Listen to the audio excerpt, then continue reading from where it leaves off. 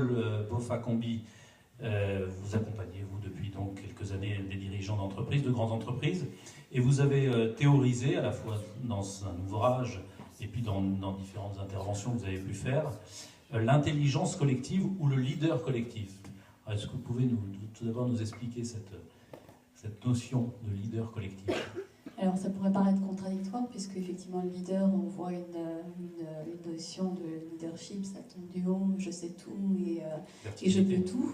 C'était le modèle qu'on a beaucoup porté loin, qui a amené des excès aujourd'hui.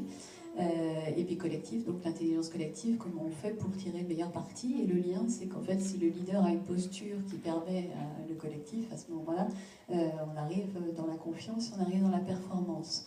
Donc peut-être pour faire un lien avec tout ce qui a été dit, je dirais peut-être que il y a 3 excès majoritaires dans les entreprises aujourd'hui, et donc 3 portes de sortie pour moi, ou en tout cas 3 clés pour bâtir la confiance.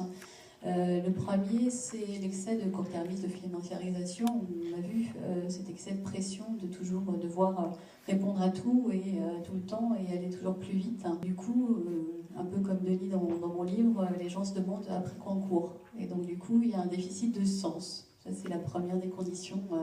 La confiance, c'est au service de quoi?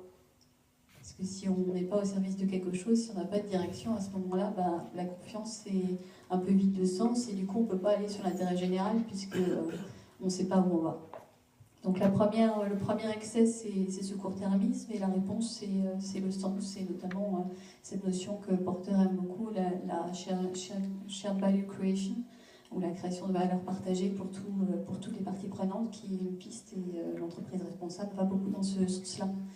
La deuxième piste que j'aime regarder quand on m'appelle et qu'on me dit il y a un déficit de performance ou un déficit de collectif, c'est, après ce sens, c'est effectivement le lien.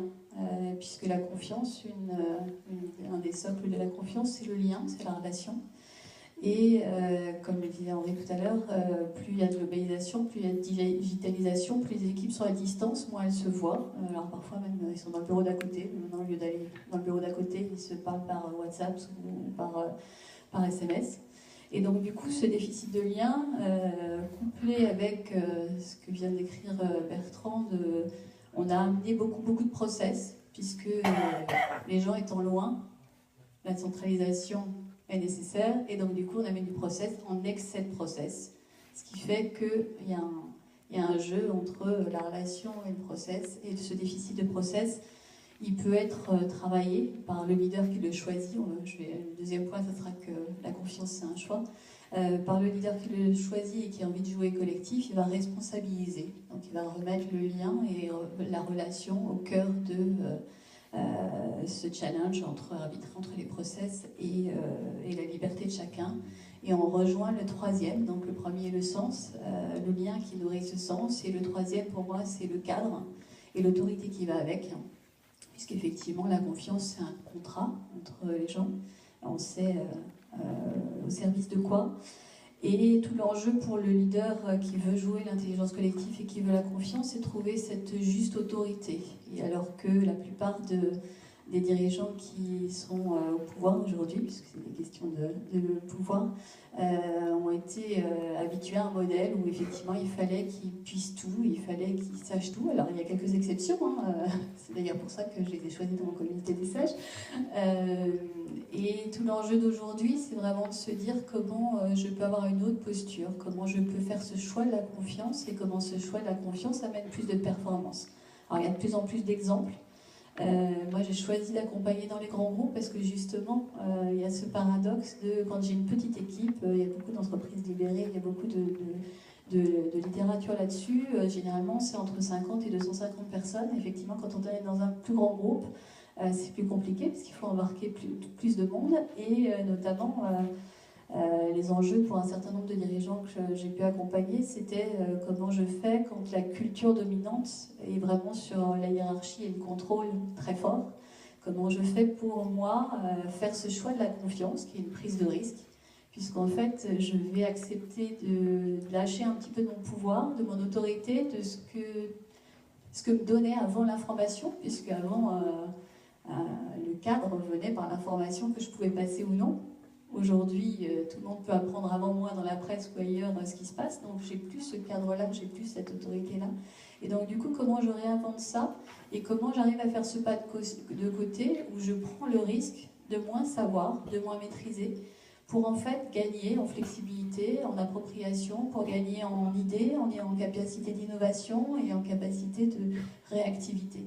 Donc pour moi, la confiance, c'est vraiment un choix et ça doit partir du dirigeant.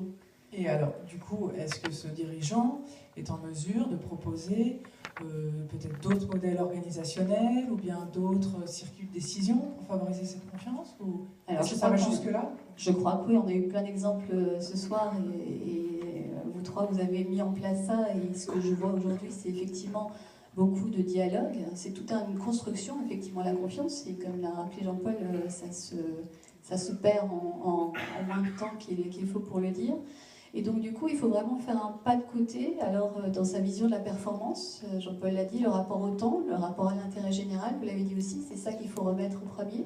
Ce qui impacte, du coup, la conduite de réunion, ce qui impacte les relations, ce qui impacte aussi la vision qu'on a du pouvoir. Et moi, je parle du pouvoir avec plutôt que le pouvoir sur. Mais ça veut dire que ça dépend du comportement du dirigeant. Et comme vous le savez tous, un dirigeant, il ne suffit pas qu'il dise « je vous fais confiance » ou qu'il dise « je veux de la confiance » ou « je veux plus d'intelligence collective ». Il faut que dans ses comportements, dans ses décisions et dans ses actes au quotidien, il agisse en cohérence avec ça, parce qu'autrement, il ne sera pas crédible.